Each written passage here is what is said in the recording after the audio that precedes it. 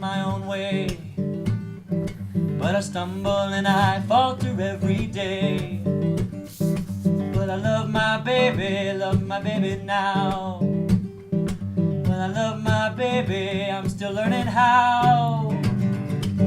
Hey, hey, hey, hey, I'm okay. Stay with me. Hello. Welcome to another presentation of Pathways to Parenting Success. I'm your host, Dr. Jan Hittleman, Director of Boulder Psychological Services, and we have a wonderful topic to discuss tonight. Our topic tonight is autism, a changing diagnosis. And we're going to discuss some of the proposed changes to the criteria for making the diagnosis of autism. And we're joined by a wonderful panel that I'll introduce in a moment. But first, I want to thank our partners, the Boulder Valley School District and Channel 22. I also want to thank our sponsors, which include the Boulder County Healthy Youth Alliance, the Parent Engagement Network, Centennial Peaks Hospital, the Boulder Counseling Cooperative, the Hope Coalition, the Louisville Public Library Foundation, the Boulder Public Library Foundation, and the Daily Camera. We really appreciate their support. We could not present this program without their generous cooperation. We will also be back on the air next month on October 29th, where our topic will be ADHD, or is it? And we'll talk about the diagnosis of ADHD and some of the issues there as well. So please join us for that too. We would very much like your participation, those of you watching at home. You can actually send in your questions live for our panel, which we would really appreciate. We really would love to have your participation tonight. And if you'd like to do so, all you need to do is to go to boulderpsychologicalservices.com and click on the Submit Questions icon, and your questions will come directly to us, and we'll be able to ask them to our panelists. So please participate in our discussion tonight. Our program will also be archived, so that if you want to watch it again or want to mention it to a friend, it will be archived on the Boulder Valley School District website, bvsd.org, as well as on the boulderpsychologicalservices.com website. I also want to let you know about some of the presentations that we're going to be doing at the Meadows Branch Library coming up. On October 1st, we're going to be talking about emotional nurturance for mothers, where you'll be able to learn how to better self-care in order to make you a better mom. Harmony Barrett-Isaacs and Caitlin Floodmore will be facilitating that discussion. And we're very excited to be starting a series also at the Louisville Public Library. This is our first year presenting at the Louisville Public Library. And our first talk is also about autism. Our title, Alternative Approaches to Treating Autism, Horses, Music, and More. And it's an opportunity to learn how clients with autism can benefit from non-traditional therapeutic approaches. And we have Jeremy Dion, Elizabeth Matthews, and Jenny Key presenting that evening at the Louisville Library, which is at 951 Spruce Street in Louisville. Well, let's get started. I'm going to start by introducing our wonderful panel that have been kind enough to join us here tonight.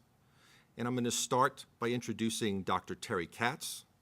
Dr. Katz is a licensed psychologist in the Department of Pediatrics at the University of Colorado School of Medicine. Dr. Katz provides assessment and treatment for children and families at the Autism and Developmental Disabilities Clinic at JFK Partners and at the Child Development Unit at the Children's Hospital in Colorado. She has worked with children with developmental disabilities since 1986. In addition to her clinical work, Dr. Katz is involved in research, training, and dissemination. Dr. Katz is a behavioral scientist and co-chair of the Sleep Committee of Autism Speaks Autism Treatment Network. I would also just say from my professional experience, many times when I've met with families that had children with challenging diagnostic concerns, I've always felt very fortunate that in our community we have such an incredible resource like the JFK Partners program at Children's Hospital. They do such a great job. We're so lucky to have them and so appreciative that Dr. Katz is here with us this evening. I'd also like to introduce Jen Wilger. Jen has worked with children with social communication challenges since 1998, when her oldest son, now 17, was diagnosed with Asperger's syndrome. Jen has developed intensive time and study to understanding the Asperger's learning style and has many years of experience teaching children of all ages and abilities using a strength-based approach. She is co-founder and executive director of the Temple Grandin School, right here in Boulder, which provides a supportive socio-academic curriculum for exceptional students with autism spectrum disorders in grades 6 through 12. And I just can't say how excited I am that we have this incredible resource here in Boulder County, and such a wonderful program at the Temple Grandin School. And hopefully Jen will be able to tell us a little bit more about that great program there. We're also very fortunate to have Teresa Wrangham with us this evening. Teresa has been the National Vaccine Information Center's executive director since 2010. She became a parent advocate as a result of her daughter Deanna's life-threatening asthma, as well as her daughter Rachel's diagnosis of an autism spectrum disorder. In 2001, she co-founded the Autism Society of Boulder County in Colorado and served 5 years as its president and served on the board of directors for the Autism Society of Colorado. Teresa also serves on advisory boards for the U.S. Autism and Aspergers Association and the American Medical Autism Board, and is a former representative on the Boulder Valley School District Special Education Advisory Committee. Welcome, Teresa. I'm also excited to introduce Jocelyn Schilling. Jocelyn is a 21-year-old college student at Front Range Community College. She is pursuing an Associate of Science degree and wants to continue her studies for a biology degree. She is a violinist in the Broomfield Symphony. Jocelyn has Asperger's syndrome and is an advocate for herself and others on the spectrum. And we're just so fortunate to have somebody. We professionals like to talk about autism, but we're so fortunate to have someone that really has a day-to-day understanding. And so we're really looking forward to hearing from Jocelyn. Jocelyn is also a graduate of the Boulder Valley School District, I believe, correct? Welcome back. We're also fortunate to have John Schilling with us. John is a design engineer for Ball Aerospace, and a devoted father of 2 adult women. He has done extensive advocacy in the Boulder Valley schools for his oldest daughter, Jocelyn, who has the diagnosis of Asperger's syndrome. John was trained as an advocate in the late 90s in the Partners in Leadership Advocacy Training Program. Thanks so much for joining us, John. Well, let's get started. I am humbled by the level of expertise that we have here tonight. And so I'm going to say a little bit, but then I'm going to turn it over to our panel of experts to help us further clarify the topic this evening. As some of you may know, all mental health professionals use one diagnostic manual to determine diagnoses of their clients and patients. And this is called for short, the DSM, or Diagnostic Statistical Manual. And this manual goes through revisions every several years with the intention to really improve it. And there is a revision that's currently underway. We're anticipating that the revision will be completed sometime in December of 2012 and then available for use to be published in May of 2013. And there's actually going to be many changes to the DSM. The one that we're here to talk about tonight are changes to the diagnosis of autism spectrum disorders. And there are some significant changes that will be occurring. And as a result, there's some concern in the community about how this might impact folks with the diagnosis and how it might impact folks that'll be diagnosed in the future. And that's what we'll be discussing, not the whole time tonight, but for a large part of our presentation this evening. And I thought I would start just by checking in with our panelists. Maybe we could start with you, Dr. Katz, in terms of some feedback from your perspective in terms of some of the proposed changes that they're talking about for the DSM and some of your thoughts on that. Sure, I'd be glad to talk about that. Let me go over a little bit of what some of those changes are for people who aren't familiar with that, and it probably helps by talking about what's in the DSM-4 now. We're on the 4th edition, we're moving to the 5th. So currently, under the DSM-4, there are actually 5 diagnoses that fit under the umbrella diagnosis of pervasive developmental disorder. There's autism, Asperger's disorder, Asperger's syndrome, pervasive developmental disorder not otherwise specified, and 2 other disorders, Rett syndrome and childhood disintegrative disorder. Both of those involve significant loss of skills and regressions and aren't typically thought of when we talk about the autism spectrum. So when we're talking about that now under DSM-4, we're talking about autism, Asperger's syndrome, and pervasive developmental disorder not otherwise specified, or PDD-NOS. There's various criteria that are listed under those 3 diagnoses in the DSM-4. When we think about the diagnosis of autism, we're looking at three major categories that are looked at: social interaction, communication, and repetitive behaviors or restricted interests. Under each of those three main categories, there are four sets of behaviors or circumstances that we look at in deciding whether an individual has a diagnosis of autism or not. And basically what it amounts to in terms of a diagnosis of autism is that an individual needs to show at least two difficulties under the social interaction category. So there are four behaviors noted, at least two there. One under communication and one under repetitive or restricted interest. And then two other difficulties amongst the rest of the diagnostic criteria, which are 12 in all. For a diagnosis of autism, an individual also needs to show difficulties before the age of 3 in those areas: social interaction, communication, or play skills. Moving to the Asperger's disorder, which really I think is also important to note that really came about with the DSM-4. There wasn't a diagnosis of Asperger's in the DSM before 1994.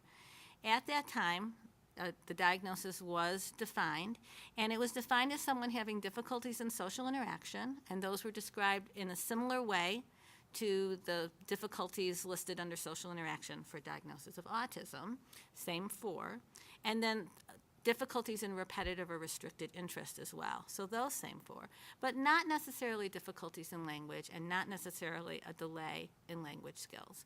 Someone with a diagnosis of Asperger's would also have to show at least average or above cognitive skills and no difficulties with self-care type skills, adaptive living skills. And that third diagnosis, pervasive developmental disorder, was basically saying that someone would have difficulties in social interaction and or difficulties in communication or repetitive behavior. So with the final version of the DSM-4, someone with PDD-NOS needed to show some kind of difficulty in social interaction and something else, some communication or difficulties with repetitive or restricted interest. Just as a side note, the first edition of the DSM-4 before the revisions in 2000 had a typographical error. And for PDD-NOS, instead of saying you had to have a difficulty with social interaction and or a difficulty with communication or repetitive behaviors, it says a difficulty with social interaction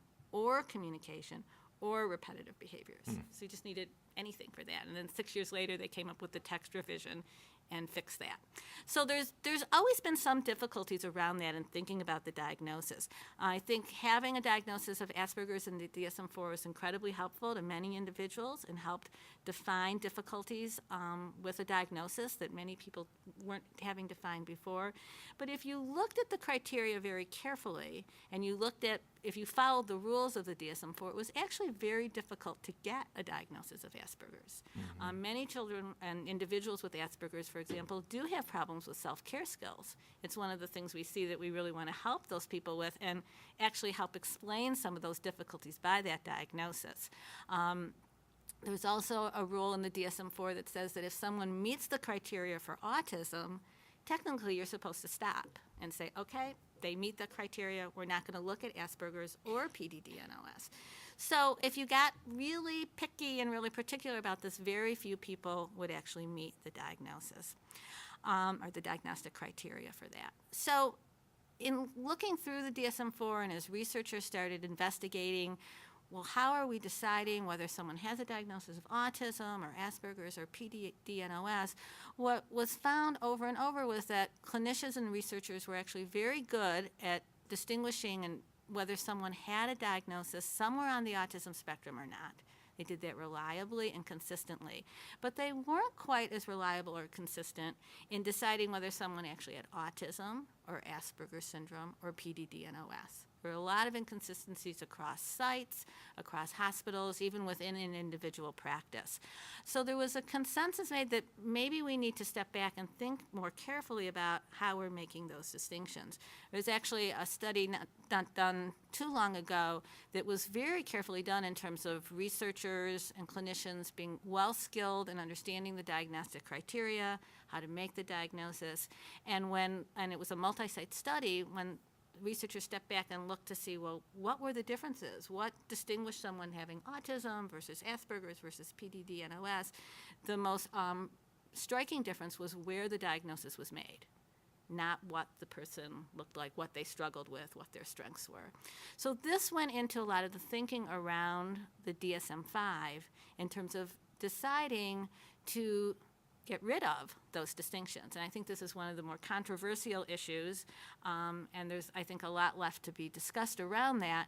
But basically, in the DSM-5, someone will get a diagnosis of an autism spectrum disorder or not. There won't be those distinctions anymore. So again, I think for many individuals, the concern is, well, I have a diagnosis of Asperger's. What will I be now if that diagnosis is gone? There's a movement, and a lot of people have called on the people working on the DSM-5 to make sure that in some way there are specifiers or ways to qualify that someone did have that diagnosis in the past. And certainly there's concern about with the change in that, and there are some changes in the diagnostic criteria in general, what that will mean for people who are newly diagnosed. Will we be missing people? So there have been some studies around that. Most of the studies have been retrospective, which means researchers have gone back and looked at people who've already been diagnosed and said, well, would they still get the diagnosis with the DSM-5 or not? There's some tricky things about doing that kind of work because it's not really clear that you have all the data you would need to make a new diagnosis. It's also the case that in one of the most highly published studies, the one that made it into the New York Times, it was mostly focused on high-functioning individuals with milder symptoms, which doesn't mean that there isn't a concern about those people, but in terms of thinking about how many people will now be misdiagnosed, it could be slightly misleading. The field trials that have been done have been more promising in looking that there are fewer people who will lose the diagnosis, but again, those are small samples. They're not including the full population. So more work needs to be done looking at that. I'll just say one other thing and then I'll stop for now, which is just in terms of thinking about the diagnostic criteria, they have changed. I mentioned in DSM-4 there are basically 12 criteria we're looking at, and someone needs 6 out of 12 to meet 6 out of 12 of those criteria to get a diagnosis of autism. Now there'll be 7 criteria, and someone will need to get 5 out of 7 of those criteria. So there is concern around that. There are some added criteria, though, that might help some individuals who haven't been diagnosed before.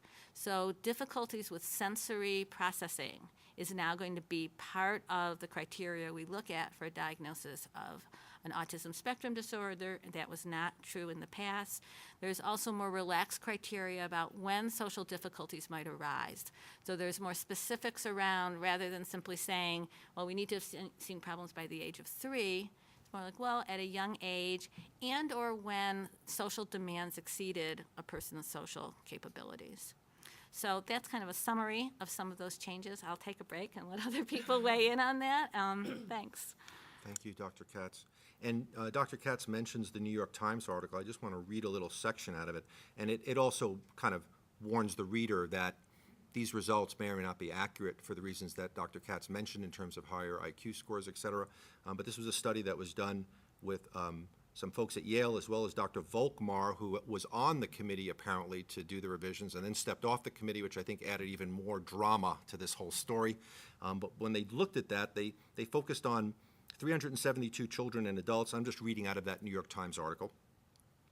Who were among the highest functioning, and found that overall only 45% of them would qualify for the proposed autism spectrum diagnosis now under review.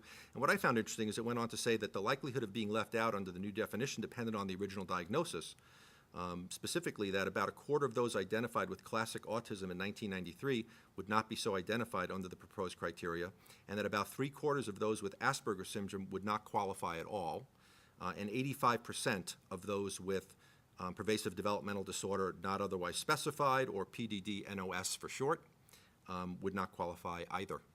And I think this creates a lot of stress, really, in families of folks that have previously been diagnosed, of clients themselves, and so that's something that we'll talk about tonight. I would love to turn the discussion over to Teresa Wrangham. I think she has some opinions on this, and I would love to give her the opportunity to share them. Well, thanks. First, I'd like to preface it by saying thank you to Dr. Katz. I thought that was a wonderful overview. I think a lot of the concern that I hear expressed from the parent community as well as professionals is the narrowing of criteria, that the bar has been set higher, and as a result, people may fall through the cracks. I know as a parent, I'm very concerned about what it means for our existing population in terms of delivery of services. That hasn't really been made clear. How will people who currently have a diagnosis under DSM-4 be treated in a developmental disability services model? Will they have to go back and get reevaluated? Who absorbs that cost? I'm concerned about how it might affect our historical trend data with regard to surveillance.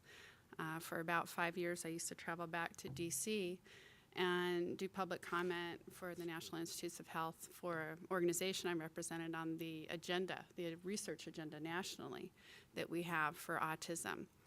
And I guess one of the other things that I note in terms of, we can talk about services, we can talk about eligibility and impacts in real world. Do our state and federal agencies have enough time to spin up to what that impact may mean? And I think there's a lot that's unknown. I'm also very concerned with, after taking part in drafting comments to the research agenda and having pursued with my own daughter alternative treatments, which are beyond behavioral. My daughter has benefited greatly from behavioral treatments, as have many of the families that I've had the privilege to support in our community. A number of us also follow alternative treatments, and there's a lack of translational research in that regard. So when we talk about that in terms of how is that represented on the national research agenda, I have to tell you, poorly. And I'm worried about if we lump into a criteria of just autism, are we missing an opportunity to phenotype? Are we missing an opportunity to distinguish? How will it impact determining biomarkers so that one day perhaps we can draw blood and say, oh, you have autism and you have this form and you're going to benefit the most from GFCF diet, speech therapy, hyperbaric oxygen treatment. It's hard as a parent to be the treatment manager and to suss out or tease out what's going to best benefit your child. And I'm not seeing that research pursued, and I'm concerned that this might represent a step back when we look at the fact that we have kids who have been recovered or have greatly improved by mediating some of the medical conditions that have been acknowledged to accompany this condition. I don't know that we don't understand that it isn't part of this condition. I'm in favor of perhaps postponing this to wait and see. I think autism is going to be relabeled. I think we may find that for some of the people affected on the spectrum, it may indeed be a metabolic disorder or a gastrointestinal disorder or something of that nature, and to step back and lump it into one and set the bar higher, I don't think acknowledges the heterogeneity. We have a saying in the autism community: you've met one person with autism and you've met one person with autism. Everyone is very uniquely affected by this disorder, and their needs are very unique. So if we're going to set the bar higher, who are we missing? How does it impact us in the real world in terms of eligibility for services? How does it impact our ability to research the biomarkers and such? Because that is going to translate into services in the future, and treatment in the future, and prevention in the future for some. So I guess those are my real world concerns. I'm also concerned on the look back, the historical data. How do we address that? I think the CDC has even said that in terms of surveillance, it's going to be difficult under this new model to track this population. And I study the surveillance data. I think it's going to be amazingly uphill, particularly when you have sites who may not be using school district data. For example, Boulder Valley School District did not submit their school district data for the last surveillance, whereas the time before they had. And that greatly increased our identification.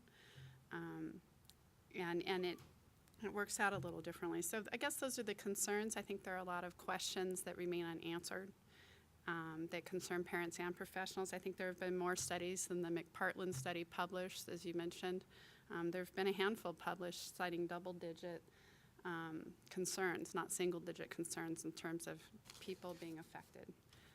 So I hope that as the trials come out, that we have more clarity and that we see from the DSM-5 folks maybe a more response to these concerns. One of the folks, thank you, Teresa, and I just wanted to get your feedback on this. One of the folks that was quoted in the New York Times article, and for our viewers, this is an article that I'm referring to. It's something you can find on the internet. It was from January 19th, 2012. The title is "New Definition of Autism Will Exclude Many Study Suggests," if you want to take a look at that. And in that article, one of the things that it states is that it gives an example of a parent, and I just want to read that to you. The proposed changes would probably exclude people with a diagnosis who are higher functioning. And here's the quote from a mom. "I'm very concerned about the changes in diagnosis because I wonder if my daughter would even qualify," said Mary Meyer of Ramsey, New Jersey. "A diagnosis of Asperger's syndrome is crucial to helping her daughter, who is now 37, gain access to services and have helped tremendously. She's on disability, which is partly based on the Asperger's diagnosis, and I'm hoping to get her into supportive housing, which also depends on her diagnosis." And I just think this gives a poignant example of why there's so much stress and concern about these changes and how it'll impact many things. And I think Teresa did a really good job kind of highlighting some of those things. The one that keeps coming up in the little bit of research I did are services, support services for folks with these challenges. I would just add that in the little bit of research I've done, for example, on the federal level, when my daughter qualified for disability, it's pivots off DSM-4. I don't think my daughter is going to make the cut on DSM-5, and yet her challenges will remain. Right. She's significantly challenged. I don't know how she'll get the supports outside the financial, and certainly the GAN study certainly highlights the financial burden to families already. So I'm wondering, are they going to be further taxed? It's amazingly expensive to have a child on the spectrum, and I think parents need all the help they can get. Understood. And you know, Teresa, I heard some cautious optimism in your voice about you're hoping that they rethink certain things, maybe put off certain things.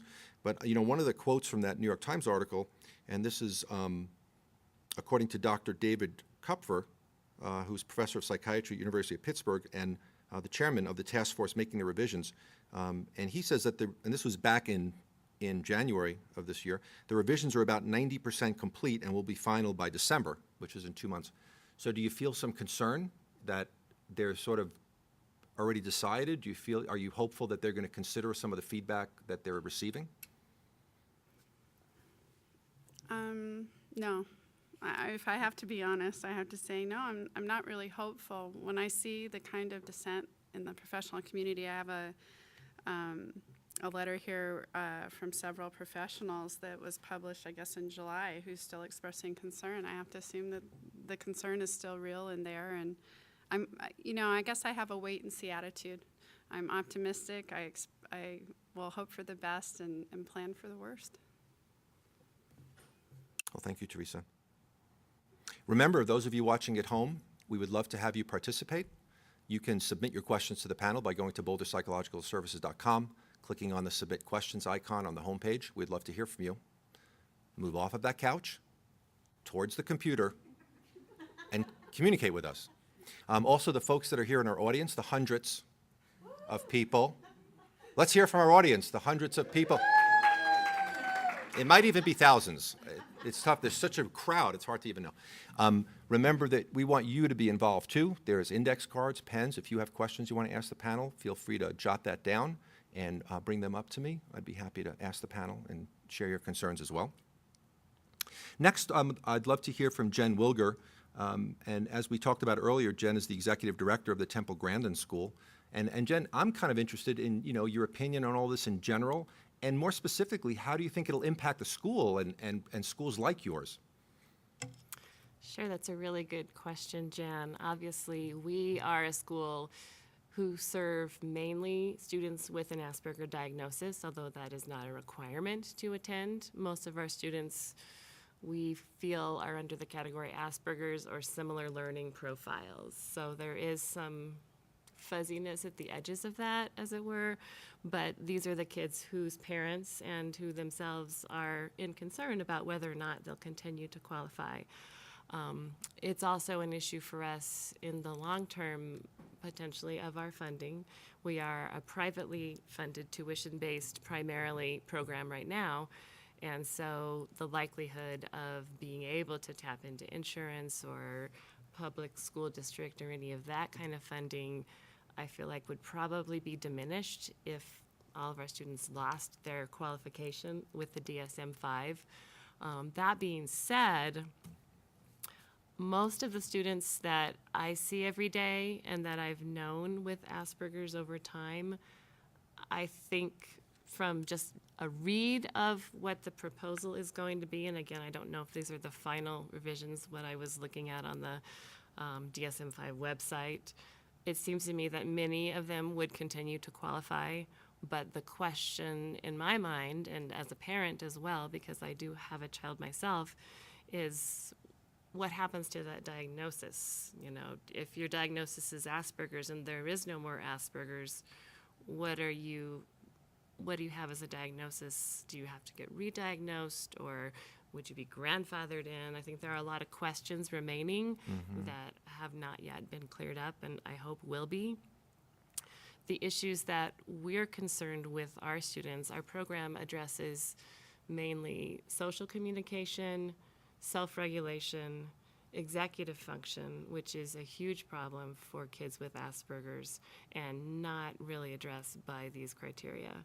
So I guess I would say that these kids are still going to be here, and as a program, we're going to continue to address what we see as a cohesive set of needs that are presenting in these kids. But we don't know, you know, we may change our language about who is an appropriate fit for our school. If Asperger's doesn't exist as a diagnosis, we need to rethink how we describe the students that we serve. And you know, one thing that might be helpful, and I don't want to put you in the bad guy seat, Dr. Katz, but I'm going to ask you the question, and I'm going to chime in too. But I know that the changes that they're making, or the proposed changes that they're discussing in the DSM-5 concerning autism spectrum disorders, there's reasons behind that.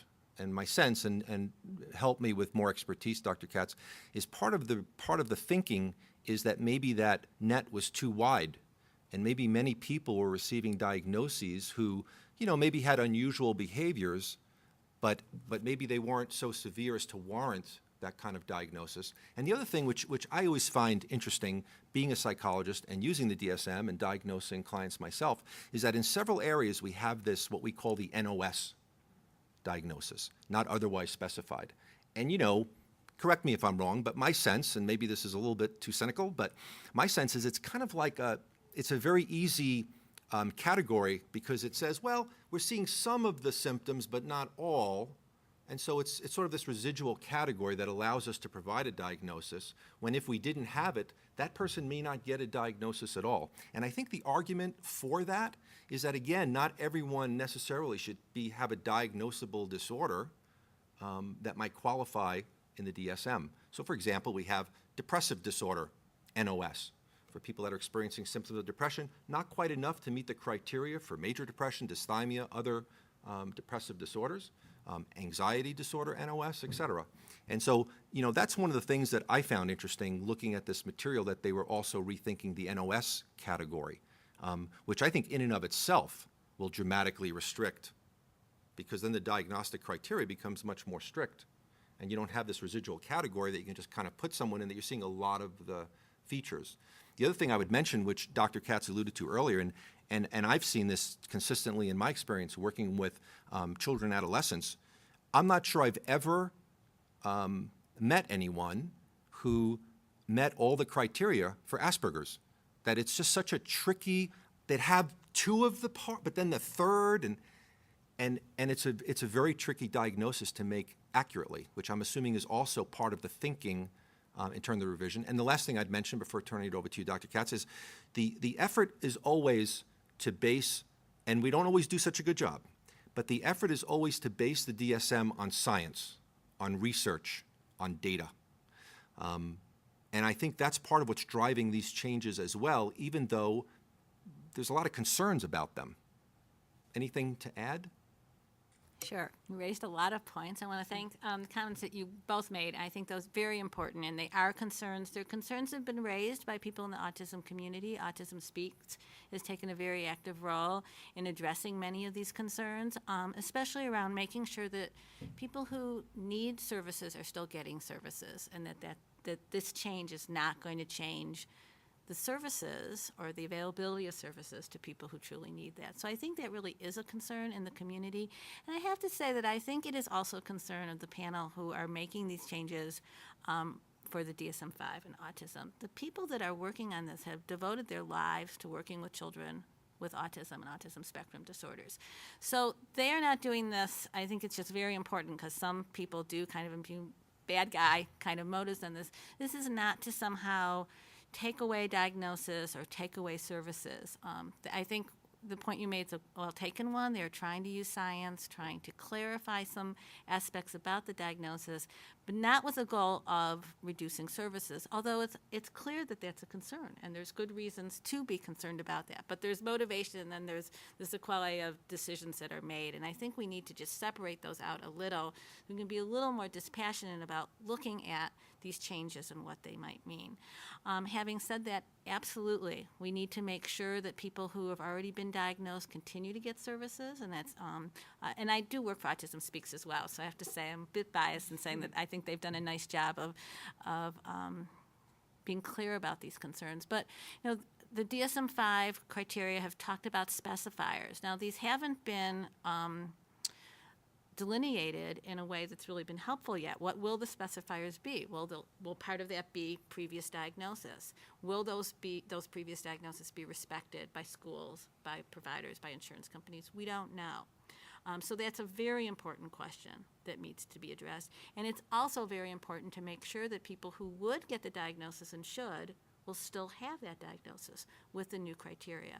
And the studies are still in process around that, and we need to make sure that the research that's done around that is reflected in the changes that are made. And I am somewhat optimistic that the people that are doing this will do it.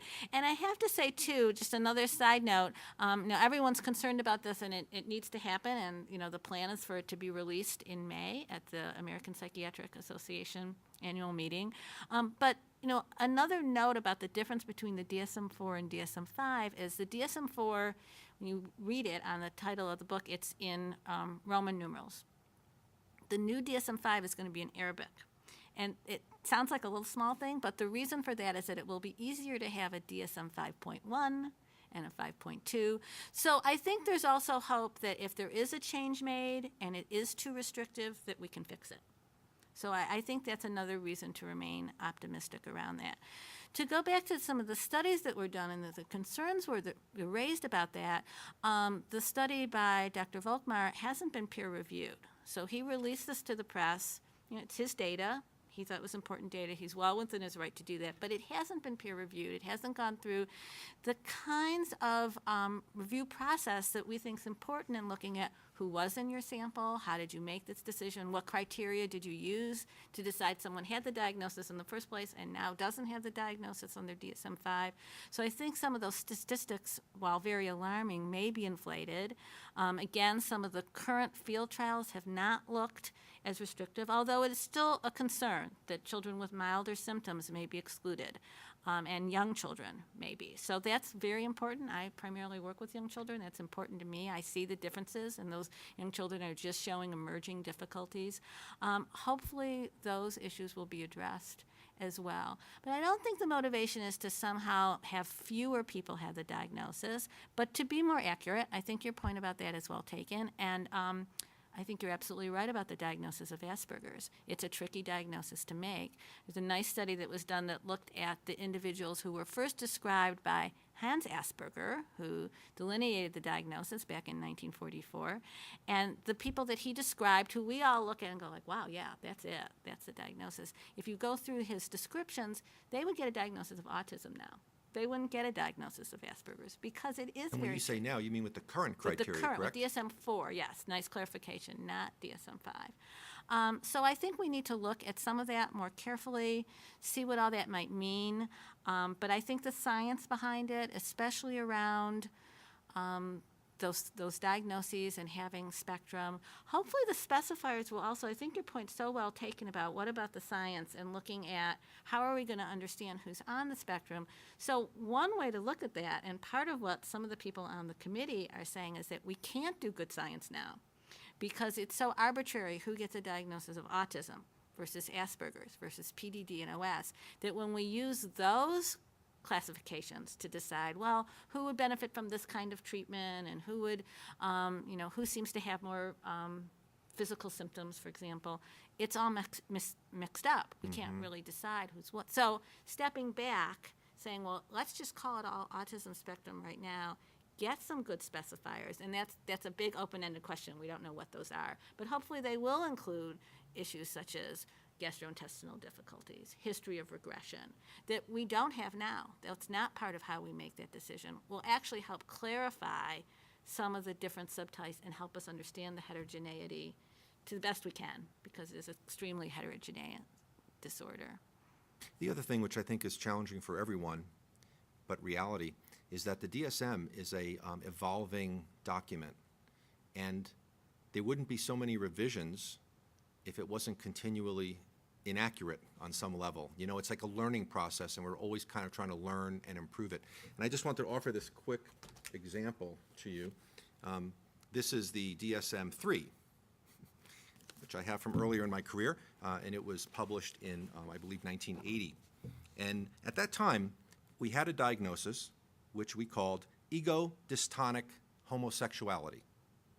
Ego-dystonic homosexuality, which meant that, and I'm going to simplify, that someone had homosexual behavior, but felt terrible about it and wanted to become heterosexual.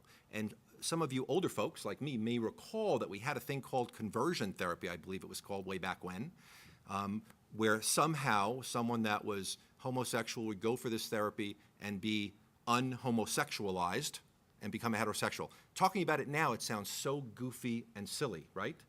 But 35 years ago, that was our cultural reality, and there was some folks, obviously, that thought that there was some truth to it. So the other thing that I would just mention is the DSM, as important as it is, and it is important, we all use this to make mental health diagnoses, is a very imperfect system.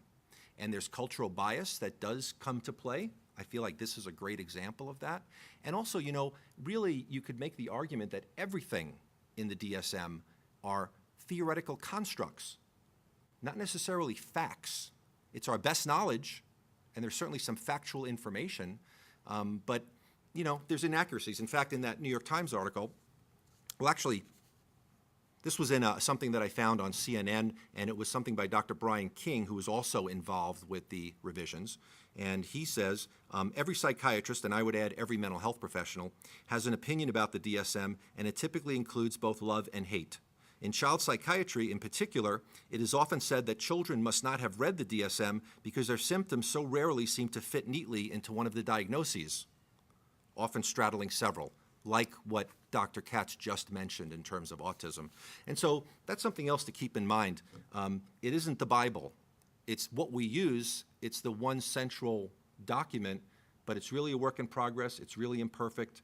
If it was perfect, it would have each of our pictures, and we'd each have our own diagnosis. Short of that, there's an element of pigeonholing that comes to play with diagnostic work.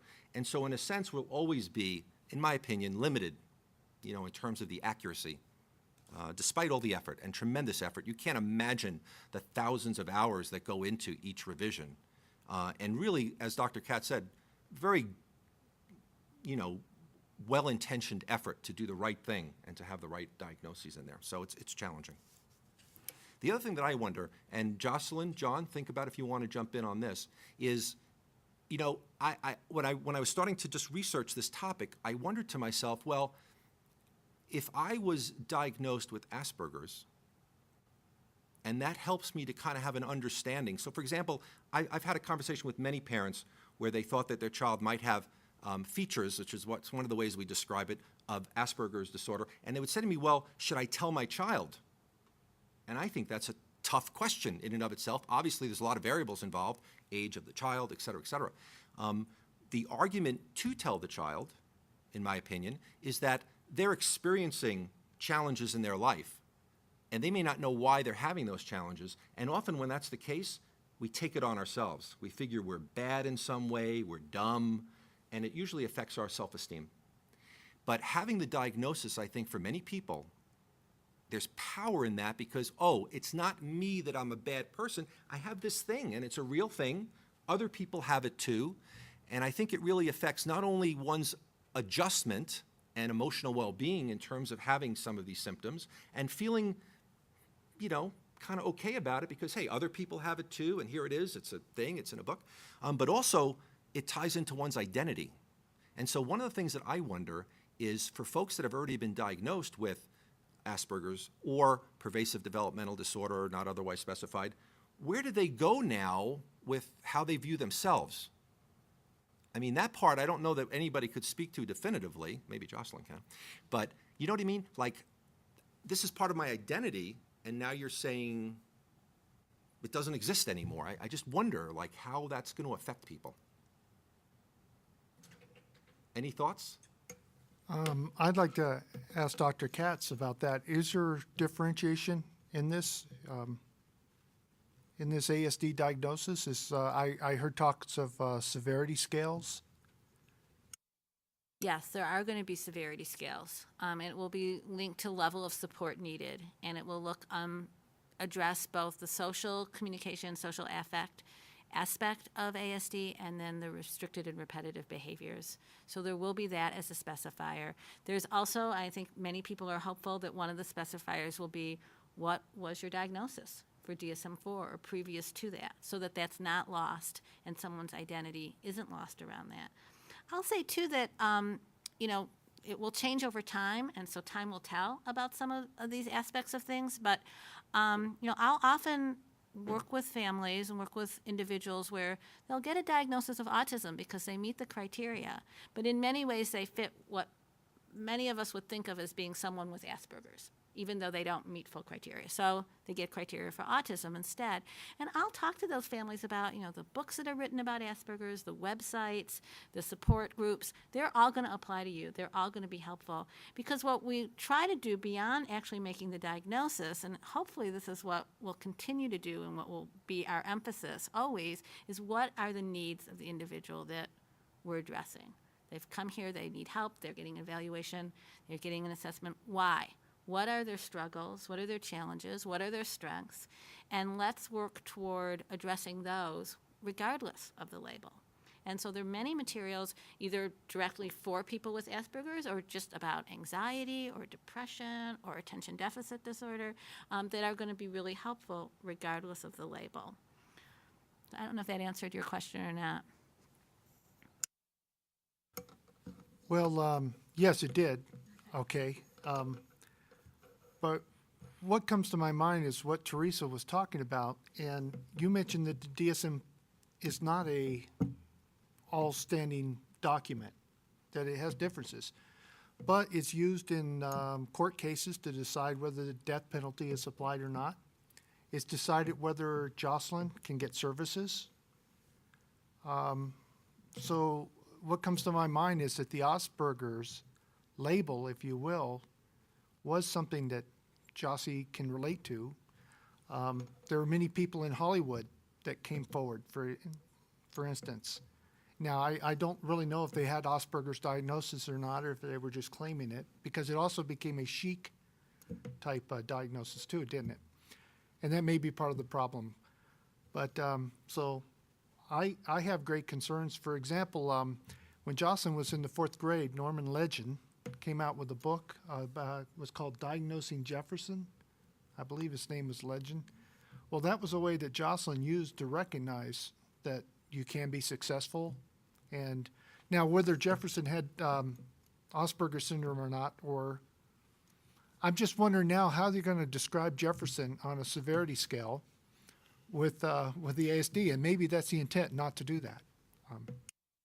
So that's a great question. I don't know the answer to that. I don't know if Jefferson really had an ASD or not. But I think it would get back to, and maybe one way we'll start thinking about it if these changes go in place the way they will. And I do think one piece that most likely will happen, I'll be very surprised if we don't just go to autism spectrum disorder and don't lose the diagnosis of Asperger's and PDD. I think there might be some tweaking to the criteria and to the specifiers, but probably not to that issue. Because the science is actually very strongly behind. We don't do a good job of making those distinctions.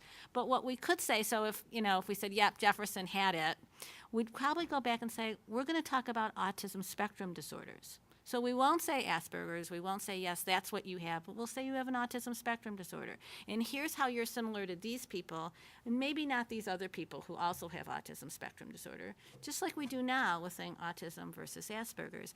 I think your point about, many people self-identifying as having Asperger's is a good point. I'm not going to disagree with them or say they don't have it, but they did self-identify. They didn't have someone make that diagnosis. So they can continue to think of themselves that way. You don't have to give up the diagnosis. I wouldn't tell anyone that I've evaluated who has that diagnosis, say, well, you don't have that anymore. That's their diagnosis. It might get a different name now, just like some other diagnoses we have changed somewhat in terms of nomenclature, but it doesn't change who that person is or what they need. I really agree with everyone on this panel that's talked about the concern about services and what that's going to mean, and I do think that needs to be addressed much more clearly by the DSM-5, even if it's making a statement, because their job isn't to say, yes, this insurance company needs to do this and this school district needs to do that, but they can do things around specifiers and making recommendations that I think would be very helpful, and they do need to take good care to make sure that we're not excluding people from getting the services they need.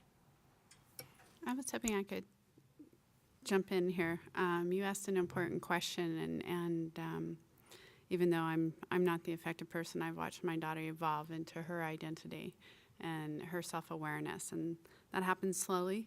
We gave it to her as she could handle it. She is a PDD NOS child, and she became self-aware in seventh grade. And it's taken on many iterations in terms of her comfort level and what it means to her. While she identifies with it, I have to tell you, she thinks it's a little bit in her way. She finds it frustrating. I've seen her anxiety go up as she hit puberty, which I think is typical of a lot of the families that, again, I've had the privilege to support. Something happens in puberty. Her anxiety got upped, and it's been interesting to deal with. And one of the ways we've dealt with that is we do see a holistic pediatrician, and we use supplements. Again, pointing out to the heterogeneity and the raising of the bar and the concern that we all have around, are we raising the bar too high, I guess is my question. For example, my daughter started hyperventilating in January. It was because she had gone off her PS 100. Now, if I keep her off of that, she's going to be clearly making the DSM-5 diagnosis. While she's on it and on her supplements, it does serve to keep her at a different level where she might fall through. And this goes back to what I was talking about when we're talking about phenotyping, translational research. And I think this is where you're going, Dr. Katz, with, I'm sorry, I'm forgetting the indicator, you made a Specifiers. specifier. Thank you very much. Specifier. And I'm looking at, I'm wondering what you thought of Everhertz-Pachotto's study on California, where they took into account overdiagnosis and so on, and they still came up with the expansion of the criteria and heightened awareness. They're still seeing a legitimate increase. I know that it's difficult to make this diagnosis, but I'm very concerned we're raising the bar too high.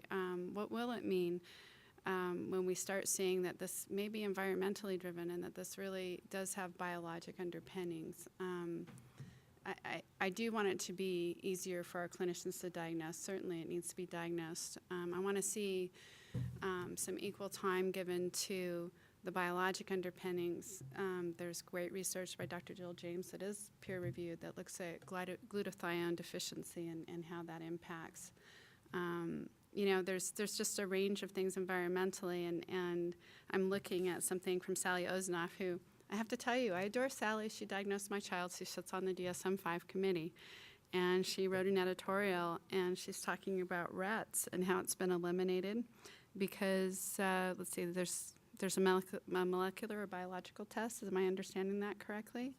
My concern is that by lumping this or setting the bar or the criteria higher, will it delay us getting to that point for the other phenotypes that exist? We know that some of this is treatable, and you're part of an ATN network, and you all look at this. I think you know how important this is to us, and I think that's the heart of our concern.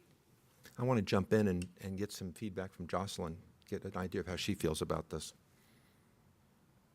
About the idea of changing the diagnosis, there no longer being Asperger's diagnosis. What do you think? Well, I am kind of worried about it going away, and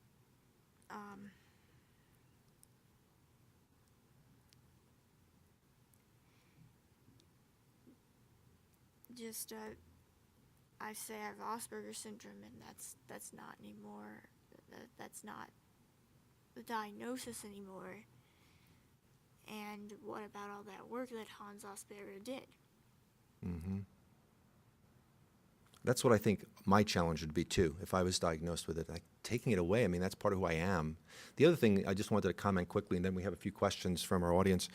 John had mentioned that it's kind of a chic diagnosis, and I don't know chic, I don't know that people are lining up for it, but my sense is it has less stigma than an autism diagnosis, perhaps. And I wonder about that too. You know, folks that have been diagnosed with Asperger's, and maybe that's a little bit more accepted, not viewed in as negative a light. And I think the idea of an autism diagnosis conjures up a lot of perceptions in people's minds, you know, maybe of more severe autism. And so I wonder about that too, that might be a challenge for folks, you know, if they have their diagnosis shifted. And that then way. that also serves on the other side of the issue also for the DSM-5 is that Jocelyn's diagnosis was very lengthy. Maybe it did happen years ago, but it was a very difficult diagnosis for the psychologist to do. Mm-hmm. It took a lot of work, a lot of testing, a lot of calls. That's why I usually pass the buck to JFK. And yeah, Got me. And they were right. So Something that should be done well. So I kind of wonder, sometimes all these people come forward with Asperger's diagnosis. The other side on the DSM-5 is the PDD-NOS. Wow, is that a fight for services? With Asperger's, it seemed like, at least in this state, in our environment, we could more easily access services for Jocelyn, or at least understanding. Whereas PDD, once you hear not otherwise specified, unless you're perhaps a trained professional, that's okay. But I can tell you, I sat in IEP meetings with PDD-NOS diagnosis kids, and the not otherwise specified it lost some of its bang or appeal. So. And let me read to you all, and we only have a couple minutes left, unfortunately. And thanks so much again. This has been so helpful, I'm sure, for our listeners. But here's a comment that we got from someone watching in Louisville, and I'll read you what he had written. Without a diagnosis, the public school was unable to serve our son. We sought a diagnosis in order to help educators understand that our son was not a bad kid, quote unquote, but had true difficulty. Without the medical community behind us, our concern is that the school system would be able to refuse to adjust their approach to a child with high intelligence but unusual behavior, which again kind of ties back to an Asperger's-like diagnosis. And so I think that echoes what you were saying, John, in terms of the school system and other resources. And I guess, you know, for the parent or the client that has these challenges, it's not like changing the DSM around is all of a sudden going to change their needs. And if there's services that they're getting now, I think I could understand the anxiety on the part of families and clients that have this disorder. Well, gee, I mean, I need these services, but they're just going to disappear. And I think that's really what spiked concern about this issue. One of the things I'd like to say real quick is I echo Teresa's concerns about the fact that it's a done deal. We don't have much hope on the DSM-5 side, and maybe we shouldn't because of the science. I'm okay with that. But everybody out there that's in the community that's advocating, we still have other avenues where we can affect change or not change. We can still advocate with the school districts. We can advocate with the people down at the Capitol. There's some places where there's lawmakers going after saying you must use the DSM-4. While I don't agree with that, I do appreciate the advocacy that way. And the same with the insurance companies. we don't have to take this as a defeat. We can still go forward with it. Let me just mention, in the few seconds that we have left, we got another question from a viewer in Boulder asking about, will the presentation this Thursday, September 27th, Alternative Approaches to Treating Autism, Horses, Music, and More, will that be televised as well? It will not. That will just be at the Louisville Library, so please consider joining us. Again, that's this Thursday from 6:30 to 8 p.m. at the Louisville Library, and I'm excited to let you know that at Louisville, you can actually bring your preschool or older child to the children's department for crafts during the program. So if you want to bring your child, they'll be involved in supervised crafts while you listen to the presentation, you can do so. Sorry that we're out of time, but we could continue this discussion for a long time. I want to thank each and every one of our panelists so much for generously allowing us to have your time tonight. I want to thank our audience here. Calm down, everyone. And I also want to thank you watching at home. We'll be back again on Monday, October 1st. I'm sorry, I'm reading the wrong side of this page. We'll be back again on Monday, October 29th for a discussion about ADHD. ADHD, or is it? Hear from experts, parents, and others about the diagnosis of ADHD and other disorders that mimic the same symptoms. Thanks so much for being with us. We look forward to seeing you again soon.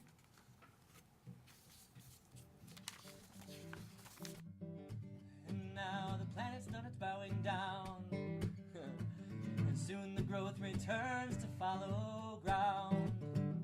But I know what's churning underneath the snow, and I love my baby, and we've miles to go. Hey, hey, hey, I'm okay. Be with me. We'll beat this, can't you see? So wait a while, winter time. Wait a while, winter time.